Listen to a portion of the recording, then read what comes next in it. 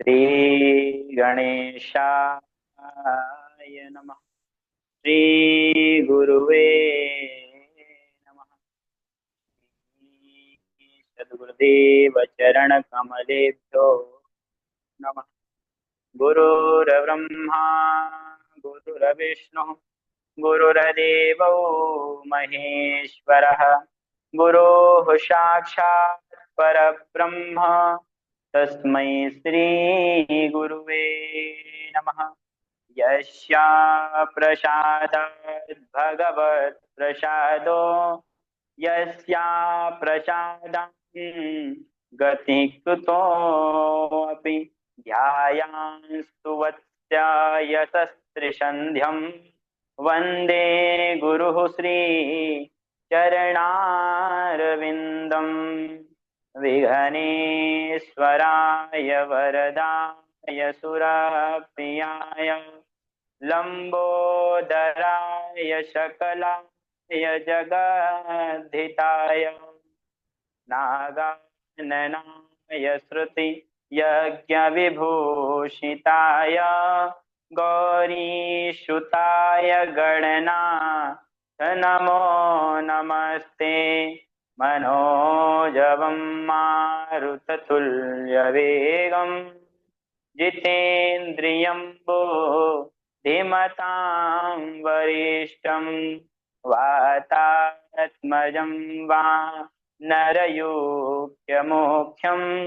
श्रीरामदूतं शरणं प्रपद्ये।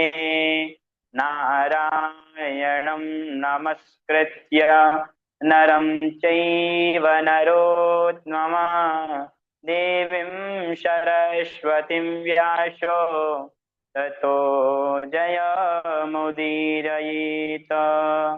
कृष्णं नारायणं वन्दे कृष्णं वन्दे व्रजप्रियं कृष्णं द्वैपायनो वन्दे कृष्णं वन्दे प्रथाश्रुतं। नमो देव्यै महादेव्यै शिवायै सततं नमः। नमः प्रकृत्यै भद्रायै नियतः प्रणतः स्मतां। बोलिए भक्तवत्सल भगवान की जय।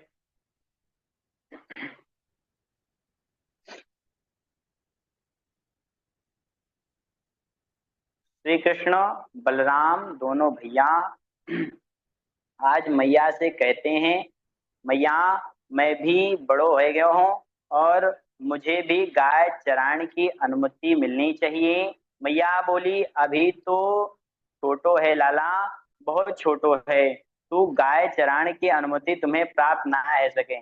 हाँ तू ज्यादा आग्रह करें तो बछड़ा चरावे जा सके। आज मेरे गोविंद को बछड़ों चरावे की अनुमति मिली है।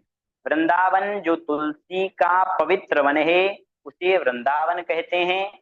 भक्त वृंदों की जो रक्षा करता है उसे ही वृंदावन कहते हैं। कृष्ण जहाँ वास करते हैं उसे वृंदावन कहते हैं। कन्हैया बड़े प्रसन्न हैं, आज उनको बछड़े चराने की अनुमति मिल गई है। ना जाने कंस को कैसे विदित हो गया कि कृष्ण को लेकर वृंदावन आया गया है, इसलिए कंस ने कृष्ण को मारने के लिए एक विशाल राक्षस को भेजा है जिसका नाम है वत्सासुर। बछड़े के रूप में आया है और भगवान श्री कृष्ण के बछड़न वाहन के मध्य में आकर उनमें मिल गया। कन्हैया ने बलराम से कहा, देखो आप फिर कहेंगे कि पहले नहीं बतायो, हमारे बछड़न के बीच में जो आयो है ना, ये हमारो बछड़ो नाय है, ये तो कंस का राक्षस है। गोविंद ने बलराम को इशारा करके उन असंख्य बछड़ों में से उन्हें ढूंढ करके उनका उद्धार कर दिया। वत्सासुर किसे कहते हैं? जो मन की चंचल वृत्ति को, मन की जो चंचल वृत्ति है उसे समाप्त करने की सामर्थ्य भी गोविंद में है। वत्सासुर किसे कहते हैं? मन की चंचल, जिसकी मन की चंचल वृत्ति हो वही वत्सासुर है। मन की वृत्तियां जब चंचल बन जाएं तो उसको हरिओम। कन्हैया दूर करते हैं। हरिओम हरिओम। जी एक और राक्षस एक और राक्षस भेजा। कंस ने कृष्ण को मारने के लिए बकुले के रूप में आया है, नाम है उसका बकासुर। ये भी कृष्ण को मारने के लिए दौड़ा, लेकिन प्रभु ने उसका भी उद्धार कर दिया है। बकासुर पाखंड का प्रतीक है।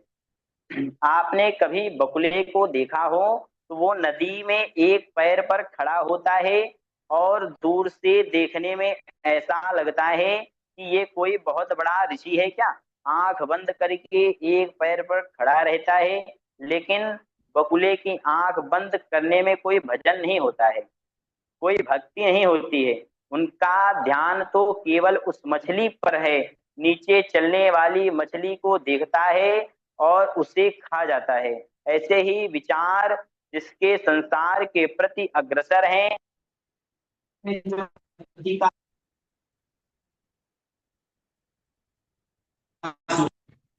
इंद्रियों को भरण पोषण किया है भक्ति का आश्रय लेकर, उसी पाखंड को हम लोग पाप कहते हैं। मेरे गोविंद ने उस बकासुर को भी उद्धार कर दिया। आज दोनों भैया ने बंटवारा हुआ। बलराम जी बोले, मैं तो गैया हूँ और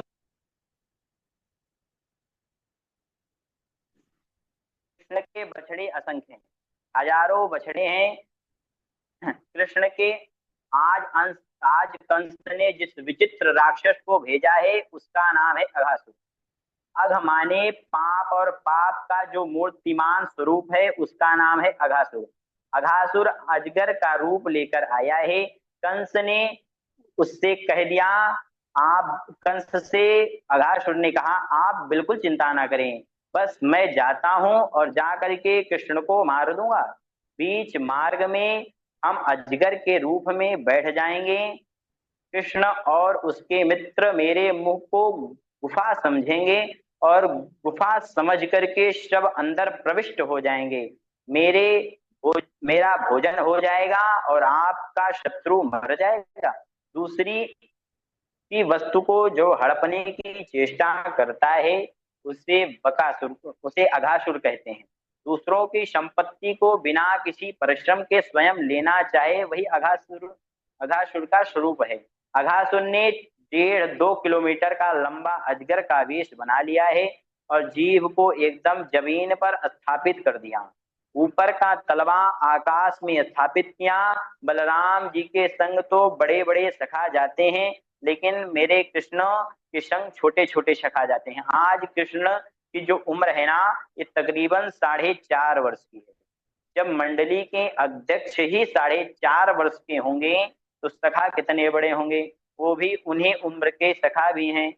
वृंदावन पहली बार आए हैं, कोई बहुत पहले से तो वृंदावन में रहते नहीं थे, इसलिए वृंदावन के बारे में ज्यादा जानकारी नहीं। छोटे छोटे शाखाओं के संग में आज बछड़े चराते चराते श्री कृष्ण थोड़ा दूर चले गए। अच्छा, बाबा जी एक बात कहते हैं, निर्मल जन सो मोहि पावा, मोहि कपट छल क्षेत्र न भावा। परमात्मा कहते हैं, तुम मन को निर्मल करो, तुम्हारा अंतःकरण यदि निर्मल हो जाएगा तो मैं तुम्हें तुरंत मिलूंगा। ब्रजवासियों के पास में कोई ज्ञान का भंडार है ऐसा कहा नहीं जा सकता। ब्रजवासी कोई बहुत बड़े योगी हैं ऐसा भी कहा नहीं जा सकता। ब्रजवासी के पास कोई बहुत बड़ी संपत्ति है ऐसा भी नहीं कहा जा सकता। लेकिन एक बात है, गोविंद हमारे हैं, ये इनके मन में विश्वास है। गोपाल हमारा है, यही विश्वास जीवन का सबसे बड़ा सहारा है, निर्मल हृदय है। छोटे छोटे सखा आगे चल रहे हैं, पीछे बछड़ों के साथ श्री कृष्ण आ रहे हैं। दूर से सखाओं ने अघासुर के मुख को देखा। अघासुर के मुख को देख करके सब आपस में चर्चा करने लगे। एक सखा बोले, क्यों भैया, ये सामने क्या चीज है। देखो उनका भोलापन, और ये भोलापन ही तो श्री कृष्ण को बहुत प्रिय लगता है। एक ने कहा, ये क्या चीज है सामने। दूसरों बोले, तू ना जाने। ये को वृंदावन को बहुत बड़ी गुफा होगी। तीसरो बोलो तू सही कह रहे भैया, हमने दादी जी से कथा में सुनो रहे कि गुफा में बड़ो बड़ो संत लोग वास करें। एक संखा सखा बोला होगी सो जो जो होगी सो देखो जाएगी, चलो संतन के दर्शन कराएं। अघासुर श्वास रुक कर पड़ा है, जीभ जमीन से लगा दी। नन्हे नन्हे सखा ने अघासुर के मुख में प्रवेश किया और जैसे ही उसकी जीभ पर पैर रखा, एक सखा बोलो भैया गुफा तो बड़ी मखमल है। चौथो बोलो तू ना जाने, जो बढ़िया गुफा है जाए ना वहां में ऐसे ही गद्दे बिछे रहे। अच्छो बोलो हाँ, और अंदर प्रवेश किया, सांप का मुख अंदर से लाल होता है। एक बोलो भैया ये गुफा लाल रंग की क्यों है। तीसरो बोलो तू ना जाने, जो बढ़िया गुफा है जाए ना वो लाल रंग की होवे। और अंदर गए, अजगर सर्प के मुख के अंदर जो बड़े बड़े दांत दिखाई दिए। तो एक सखा प्रश्न करता है और दूसरी अपनी बुद्धि से उसका जवाब दे रहा है। जब बड़े बड़े उसके दांत को देखा तो बोला भैया ये गुफा तो चोखी है, पर यहाँ में सफेद सफेद चीज का है। तीसरो बोलो तू ना जाने, अंदर या गुफा में जो हजार संत बैठे हैं ना, उन संतों को यह नियम है कि जो कोई हमसे मिलनो कोई ताए आवे, अपने सामान को बाहर खूंटी में टांग देवे। ये खूंटी दिखो भैया। सबन ने अजगर के अंदर के दांतों को खूंटी समझ लिया और सारे सामान को टांग दिया है। लेकिन एक सखा जब अंदर गया तो अंधेरा है। अंदर अंधेरा देखो तो बोलो भैया मोए तो बड़ो डर लगे। सखो सखाओं की निडरता देखो। अस्मान किमृत ग्रसिता निविष्टानयम् तथा चेदवकवद वदमिन्नञ्छयति क्षणादनेति बकर्यायशोन्मुखम् वीक्षयो वधृशन्ताः करताडनैर्ययुः। भैया ये वो राक्षस तो ना है हो हमको खाए जावे। एक डांट कर बोलो अरे डरबे काहो को, यदि गुफा हैगी तो संतन के दर्शन कर लेवेंगे। यदि राक्षस भयो तो पीछे हमारे कन्हैया जी हैं, जैसे वामे बकासुर मरियो वैसे ही या को मार देवेंगे। कहे काहे की चिंता करो, सब अंदर चले गए। मेरे गोपाल इशारा करते हैं अरे नहीं नहीं ये कोई गुफा नहीं है, इसके अंदर नहीं जाना चाहिए। लेकिन कौन सुने, सब भीतर घुस गए। बछड़े भी सब घुस गए, स्वयं सब सखा भी चले गए। अघासुर ने सोचा वास्तव में जिसको मारने में आया हूं वो तो बाहर खड़ा है, वो तो अभी अंदर गया ही नहीं। मेरे गोपाल एक बार तो रोने लगे, मेरे सखा कहाँ चले गए। लेकिन प्रभु ने सोचा जब सखा ही अंदर चले गए हैं तो मैं बाहर रहकर क्या करूंगा। मतलब क्या, भक्त यदि किसी माध्यम से पाप में प्रवेश कर जाए तो परमात्मा पाप के अंदर जाकर के भक्त को बाहर निकाल देता है। इसलिए मेरे गोविंद अघासुर के मुख में प्रवेश कर गए हैं। और जैसे ही अंदर गए अघासुर ने अपने मुख को बंद कर लिया। इसी को मारने तो मैं आया था और सो ये आगे आए हैं। गोविंद उसके मुख के अंदर में नहीं गए, उसके गले में जाकर के बैठ गए। जिस प्रकार भगवान अगर चींटी जितना स्वरूप अपना बनाना जानते हैं तो पहाड़ जैसा भी बनाना जानते हैं। मेरे गोविंद ने अपने शरीर को फुलाना प्रारंभ कर दिया। सज्जनों गले में बैठ करके ऐसा शरीर को फुलाया है कि आज अघासुर का प्राण अवरुद्ध हो गया, अघासुर का प्राणांत तो हो गया, मस्तिष्क फट गया, प्राण निकल गए। अघासुर को आज मेरे प्रभु ने मार दिया। अमृत वर्षिणी मुरली के द्वारा कृष्ण ने सभी को जीवित किया। समस्त सखाओं और बछड़ों को बाहर निकालकर आज प्रभु ने अघासुर को मारा है। लेकिन आज होने वाली इस घटना को सखाओं ने 1 वर्ष बाद जाकर मैया यशोदा से कहा, मैया तेरे लाला ने आज अघासुर को मार दिया। परीक्षित जी कहते हैं आज होने वाली बात को 1 वर्ष बाद जाकर के ब्रजवासियों ने कहा, यह बात मेरे समझ नहीं आई। तो सुखदेव जी महाराज कहते हैं, हे राजन अघासुर को मारकर प्रभु आए, 1 वर्ष तक कृष्ण के मित्र सखा ये सब चले गए थे ब्रह्मलोक में। ब्रह्मा इनको हरण करके ले गए थे। हम सब परीक्षित जी कहते हैं, गुरुदेव मुझे यह बात समझ नहीं आ रही है। तो सुखदेव जी महाराज कहते हैं, अघासुर को मारकर भगवान जब आए तो कन्हैया के सब मित्र बोले, भैया बड़ी जोर से भूख लगे मोर को। जैसे ही छींके से सामग्री को उतार कर बैठे, कितनी सुंदर मनोहरी झांकी है, कितना सुंदर अद्भुत दृश्य है। आप इसका एक बार दर्शन करें। गोविंद बाल मंडलियों के बीच में बैठे हैं। बिभ्रदवीणुं जठरपटयोः शृङ्गभित्रे च कक्षे वामे पाणौ वृषणकमलं तत्फलान्याङ्गुलेषु देशन्मध्ये श्वपरिसहृदो हासयन्नर्मभिः स्वैः स्वर्गे लोके मिषति बुभुजेय यभुकबालके। बीच में बैठे हैं कन्हैया जी और चारों तरफ बैठे हैं उनके हजारों सखाएं, कृष्ण को खिला रहे हैं। अपने अपने घर का भोजन भगवान श्री कृष्ण को पवा रहे हैं। एक सखा बोलो, लाला देख घर से दाल भात बनवा कर लायो है, नेको पाए लो। एक बोलो, लाला मेरे घर की पकौड़ी तो देखो कितनी सुंदर है। एक सखा ने कहा, मेरे घर की बेसन की रोटी पाए कर देख कितनी बढ़िया लगे। लेकिन कृष्ण की मंडली के बीच में सबसे गरीब यदि कोई सखा है तो उसका नाम है मधुमंगल। आप बहुत गरीब है। आपको मधुमंगल का परिचय कराऊं। पूरनमासी पुरोहितानी का बेटा है। घर में इतनी गरीबी है, सवेरे खाए तो शाम के लिए कुछ नहीं बचता है। इसलिए मैया यशोदा ने पूरनमासी पुरोहितानी को से कहा, अपने लाला मधुमंगल को आप मेरे घर छोड़ दो, कन्हैया के पास रहोगो, थोड़ी बहुत हमारे ठाकुर बाड़े में सेवा कर दोगो और यहीं पे दोनों समय भोजन पाओ। ब्राह्मण का बालक है। आज ग्वाल मंडली के बीच मधुमंगल बैठा है और सभी सखा अपने अपने घर का भोजन कराए रहे कृष्ण को। मधुमंगल की आंखें सजल हो गई। मेरे घर तो इतनी गरीबी है, मैं जब स्वयं कृष्ण के घर का भोजन करता हूँ तो क्या करूं। ऐसा कौन सी चीज है जिसे अपनी कहकर कन्हैया को पवा दूं। इसकी माता दिन भर भजन करती है, शाम को टिक्कर बनाती है, नमक डाल करके भगवान का भोग लगा देती है।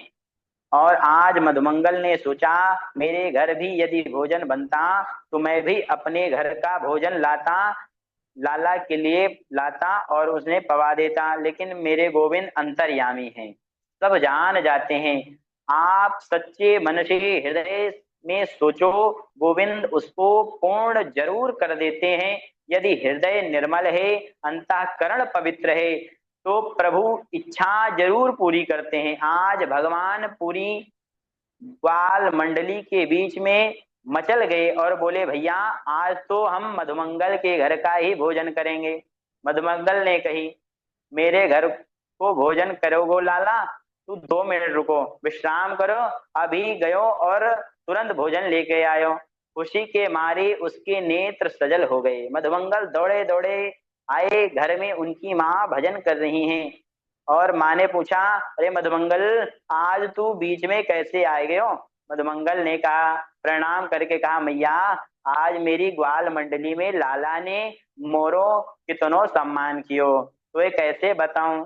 आज मेरो कन्हैया बोलियो मधुमंगल के घर को भोजन करूंगो, जो कछु घर में है ना जल्दी लाए तू दो, लाला भूखो बैठो है जंगल में, बाको भोजन करानो है।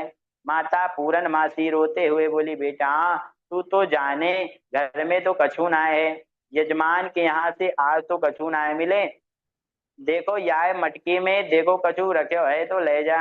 मधुमंगल ने जैसे ही उस मटकी को खोल कर देखा, उसमें 3 दिन की खट्टी कढ़ी रखी थी। बेचारे ने कढ़ी को सूंघ कर देखा तो मन भी खट्टा हो गया, लेकिन लाला के पास तो लेकर जानो ही है, आज मांग्यो है कन्हैया। मधुमंगल कढ़ी की मटकी को लेकर जा रहे थे। ग्वाल मंडली के मध्य गोपाल बैठे हैं, चारों तरफ से सैकड़ों चखा बैठे हैं। मधुमंगल एक झाड़ी के पीछे जाकर के खड़ा हो गया और अपने मन में सोचने लगो, मेरो लाला मीठो माखन खावे, मीठी मिश्री पावे, सुंदर भोग लगावे, अरे मेरो कितनो बड़ो दुर्भाग्य है। कन्हैया ने पहली बार घर को भोजन मांग्यो और मैं लाला के ताई खट्टी कढ़ी लेके आयो। ये कढ़ी मैं लाला को कैसे पवाऊं, ये कढ़ी मैं लाला को ना खवा सकूं। फिर मधुमंगल ने सोचो, कन्हैया ने तो मांग्यो है घर का भोजन, फिर सोचो या कढ़ी की मटकी को फेंक दूं, यदि फेंकूंगो तो आवाज है जाएगी, लाला कहोगे तूने फेंक काहे, और यदि मैं मटकी को छिपा कर रख दूं तो कन्हैया बड़ो चतुर है, झाड़ी के बीच में मटकी को ढूंढ लेगो और जरूर कढ़ी को पी जाओगे, लेकिन लाला को मैं खट्टी कढ़ी ना खवा सकूं। फेंकूं तो मुश्किल और छुपा के रख दूं तो भी मुश्किल, एक काम करूं या कढ़ी को मैं ही पी जाऊं। मधुमंगल ने अपनी मुख मटकी में लगायो है और गटगट गटगट करके कढ़ी को पान करने लगो।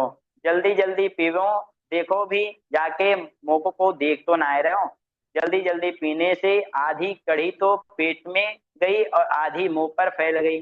तब सखा बोले, लाला देखियो ये क्या कर रहे हो भैया। कन्हैया बोलो, ये तो मधुमंगल है, कढ़ी खाए रहे हो, दौड़े दौड़े सब आए, भूत जैसो विचारों को मुंह है गए, तुम हमारे लिए कढ़ी लेकर आयो तो या को स्वयं क्यों पी गए।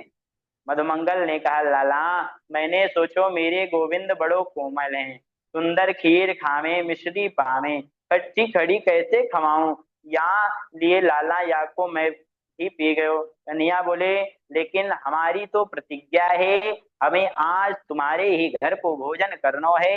मधुमंगल बोले, आज माफ कर दो लाला, कल माखन की खीर बनवा कर के लाऊंगो, इतना सुंदर भोजन कराए दूंगो, लाला बढ़िया बढ़िया पकवान बनवाऊंगो, आज क्षमा कर दे।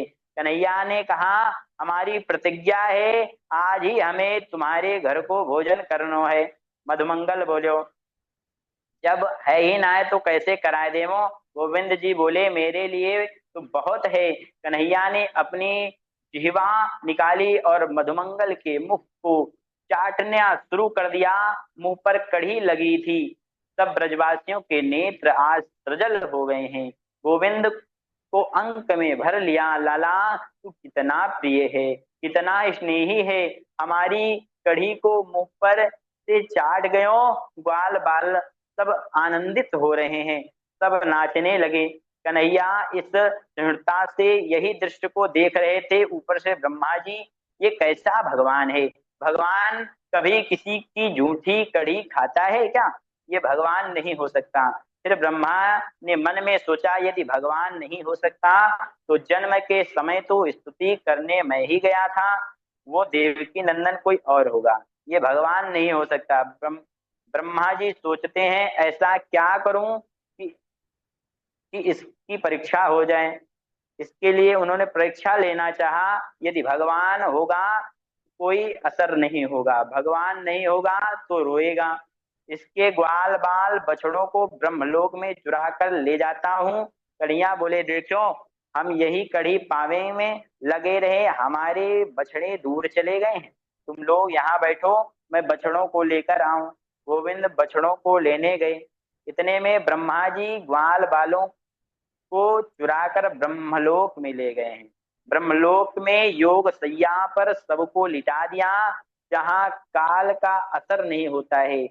इधर एक और नाटक, भगवान जब ग्वाल बालों को ढूंढने लगे, मधुमंगल सुबल तोष और श्रीदामा कहाँ हो, ब्रह्मा जी आए और बछड़ों को भी चुरा कर ले गए। अब कृष्ण आगे देखें तो ग्वाल बाल नहीं, पीछे देखें तो बछड़े नहीं। एक बार तो गोविंद रोने लगे, 4.5 वर्ष के कन्हैया हमारे बछड़न को कौन ले गयो, हमारे ग्वाल बाल को कौन ले गयो, अरे सुबल तोष श्रीदामा मधुमंगल कहाँ हो भैया सब। सबको आवाज देकर पुकारने लगे। कन्हैया ने कहा, आखिर ये नाटक किसने किया है, मेरे साथ चालाकी करने की हिम्मत किसकी हुई है। नेत्र बंद करके गोविंद ने जब देखा तो पता चला ये सब नाटक विधाता ने किया है। कन्हैया मुस्कुरा कर बोले, अब भैया ब्रह्मा ये तो पता ना है कि मैं ही उसको बाबा लगूं, अरे मेरे संग मेरे पुत्र ने ही चालाकी कर दी। ब्रह्मा के पिता नारायण हैं और नारायण ही तो श्री कृष्ण हैं। यावत् वत्सकाल्पकवपुरि यावत् कराङ्घ्रयादिकम् यावदयष्टि विशो विषाणवेणुदलशिखवा दिभाम्बरम् यावक्षलगुणाभिधाकृतवयो यावदविहारादिकम् सर्वविष्णुमयं गिरो ध्वजा सर्वस्वरूपो बभो। जितने बछड़ों को ब्रह्मा जी ने चुराया था, बिल्कुल वही बछड़े श्री कृष्ण ने अपने शरीर से प्रकट कर दिए हैं। जितने ग्वाल बाल ब्रह्मा ने चुराए थे, उतने ही ग्वाल बाल श्री कृष्ण ने अपने शरीर से प्रकट कर दिया है। जिसकी जैसी आकृति है, जैसी शैली है, वैसा स्वभाव है, ये सब श्री कृष्ण ने बना दिया।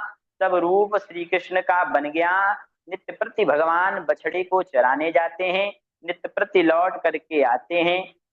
इसका बड़ा सुंदर भाव है। एक बार माता यशोदा गौशाला में गाय दोहन कर रही थी, उतने में ही श्री कृष्ण घुटमन घुटमन चल के गौशाला में पहुंचे।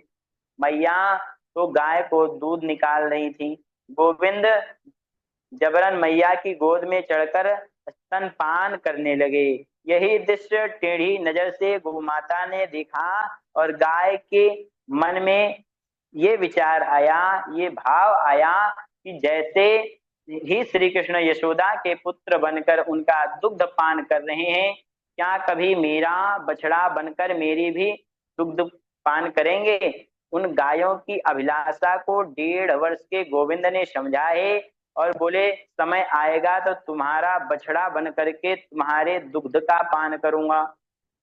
माता यशोदा के आंगन में जब कृष्ण नृत्य कर रहे थे, तो वृद्ध गोपियों ने अपने मन में सोचा, बड़ी भाग्यवती है ये यशोदा, जैसे इनके पुत्र बनकर इन्हें सुख प्रदान करते हैं, कभी हमारे पुत्र बनकर हमें भी ये सुख प्रदान कर सकेंगे क्या। इन वृद्ध गोपियों की आकांक्षा की पूर्ति के लिए आज श्री कृष्ण ही ग्वाल बन गए हैं। तो बछड़े श्री कृष्ण हैं, ग्वाल बाल भी श्री कृष्ण हैं। अब नित्य प्रति बछड़े को चराने जाते हैं, लौट कर आ जाते हैं। ऐसा नाटक 1 वर्ष तक चलता रहा। 1 वर्ष तक श्री कृष्ण इस रूप में रहे हैं। लेकिन एक दिन बलराम ने देखा, तो बलराम ने विचार किया कि जितना प्यार से गायें अपने बछड़ों से पहले करती थी, जितना अब करती हैं, उतना या पहले नहीं करती थी। बलराम ने नेत्र बंद करके देखा तो पता चला कि बछड़े तो आजकल कृष्ण ही हैं। बलराम बोले, क्यों रे लाला, ये कहाँ नाटक रहे हो। भैया कन्हैया बोले, आप समझ तो सब गए हो, बताना किसी को नहीं। 1 वर्ष तक ये क्रम चलता रहा। ब्रह्मा जी ने ब्रह्मलोक से देखा, नीचे नजर डालकर देखा तो यहाँ वही ग्वाल बाल बछड़े हैं। ऊपर देखा तो वहां भी यही सब हैं। अब जिन्हें मैं चुरा कर ले आया हूं, वह सत्य है या झूठ है, ब्रह्मा जी की समझ में कुछ नहीं आ रहा। एक प्रसंग तो ये भी आता है कि ब्रह्मा खोज करने वृंदावन आए, हो सकता है दूर से देखने में ठीक से नहीं दिख पा रहा हो। तो ब्रह्मा जी जैसे ही वृंदावन में पहुंचे हैं, तो ब्रह्मलोक में उनकी गद्दी हो गई खाली। ब्रह्मा जी तो आए जानकारी करने वृंदावन में कि वहीं है या दूसरे हैं। मेरे बाल कृष्ण वहां पहुंच गए ब्रह्मलोक में ब्रह्मा बन करके। ब्रह्मलोक में श्री कृष्ण ब्रह्मा जी की कुर्सी पर बैठ गए। वहीं 4 भुजाएं, वही 4 मुख, बिल्कुल ब्रह्मा का स्वरूप है। अपने द्वारपालों को बुला करके कहा, सुनिए। द्वारपाल बोले, जी जो आज्ञा प्रभु। भगवान बोले, आजकल बहरूपियां बहुत डोलते हैं, मेरे जैसा दूसरा ब्रह्मा आवे तो धक्का दे करके बाहर निकाल देना। बोले, महाराज कोई चिंता ना करिए, एक तो कोई बहरूपिया आ नहीं सकता, और आ गया तो आज उसकी खैर नहीं है। अब ब्रह्मा जी ने वृंदावन में सब कुछ देखा, वही बछड़े हैं, वही ग्वाल बाल हैं, वही छड़ी छीका वहां पे है। जैसे ही लौट कर ब्रह्मलोक में गए, उनके ही द्वारपाल ने उन्हें रोक दिया। क्या बात है, कहाँ से आए, चलिए बाहर। ब्रह्मा जी बोले, भांग खा रखी है हो क्या, क्यों धतूरा पी लिया है तुम लोगों ने, अपने मालिक को ही अंदर जाने से रोकते हो। बोले हाँ बाहर चलिए, बहुत टोलते हैं आपके जैसे बहुरूपिया। ब्रह्मा जी बोले, बहुरूपिया क्या बोलते हो तुम लोग, मैं तुम्हारा मालिक हूँ, इस ब्रह्मांड का मालिक विधाता ब्रह्म हूँ। बोले विधाता जी तो अंदर गद्दी पर बैठे हैं, तुम दूसरे कहाँ से आ गए, एक ब्रह्मांड का एक मालिक होता है, तो नहीं होते, समझे। ब्रह्मा जी अंदर बैठे हैं, आप बाहर चलो, राजी से नहीं जाओगे तो धक्के देकर निकाल दिया जाएगा। ब्रह्मा जी ने कहा, अच्छे बछड़े चुराए, मेरी गद्दी भी गई। ब्रह्मा ने कहा, ठीक है आप लोग मुझे अंदर नहीं जाने देते, यहाँ आंखें बंद करके देख लेने दीजिए कौन आ गया है मेरी गद्दी पर। ब्रह्मा जी समाधि लगा करके देखा तो अंदर तो मुरली वाला बैठा है और नयन मटका कर कहता है, तुमने मेरे बछड़े चुराए, मैंने तुम्हारी गद्दी चुरा ली है। ब्रह्मा जी ने कहा, वास्तव में ब्रह्मा तो वही हैं, पर एक बार मुझे उनका दर्शन करने दो। बोले खड़े रहिए। बार बार ब्रह्मा ने गोविंद से प्रार्थना की है, मेरे अपराध को क्षमा करिए भगवान, मेरे गोविंद के चरणों में वंदन किया है, 40 मंत्रों में स्तुति की है, लेकिन एक शब्द भी कृष्ण ब्रह्म से बोले नहीं। इतने भयभीत हो गए ब्रह्मा कि 4 की जगह 3 परिक्रमा ही देकर वहां से चले गए। कृष्ण की केवल 3 परिक्रमा दी। कहने का तात्पर्य यह है कि ब्रह्मा के मन का अभिमान दूर हुआ, अघासुर का उद्धार हुआ। साल भर पहले जो अघासुर को मारे ब्रजवासियों को ऐसा लगा कि हम सोकर के उठे हैं, मैया से बोले, मैया तेरे लाला ने आज अघासुर को मार दियो। मैंने लाला को राई मैया ने लाला को राई नोन से नजर उतारने लगी। बोले भक्त वत्सल भगवान की जय। इस प्रकार से ब्रह्मा जी का अहंकार भगवान श्री कृष्ण ने दूर किया है। राधे राधे गुरु जी। बहुत सुंदर, बहुत बढ़िया शाश्वत जी। जैसे इनका नाम है शाश्वत, वैसे ही शाश्वत प्रभु की कथा को बड़ा सुंदर तरीके से गाते हैं आप। बहुत अच्छा, बड़ी सुंदर वाणी है, वाणी में बड़ी स्पष्टता और कथा में बड़ा रस भाव। ठाकुर जी, वृंदावन बिहारी लाल की कृपा हमेशा आपके ऊपर बनी रहे और आपकी कथा में ऐसे ही सुंदर रस में वृद्धि होते रहे और सबको आनंदित करते रहे। आप बहुत बढ़िया, ठाकुर जी कृपा बनी राधे रहे। राधे गुरु जी। अब हमारे झा जी शाश्वत जी बताएंगे। बहुत बढ़िया रहा। शाश्वत जी राधे बहुत राधे, मग्न होकर के बहुत सुनाते बहुत हैं बिल्कुल। बहुत सुंदर कथा रही शाश्वत जी का, बहुत सुंदर। आप उत्तरोत्तर उत्तरोत्तर आपकी कथा अच्छी ही होती जाए, यही राधा माधव से प्रार्थना है। राधे राधे। राधे राधे।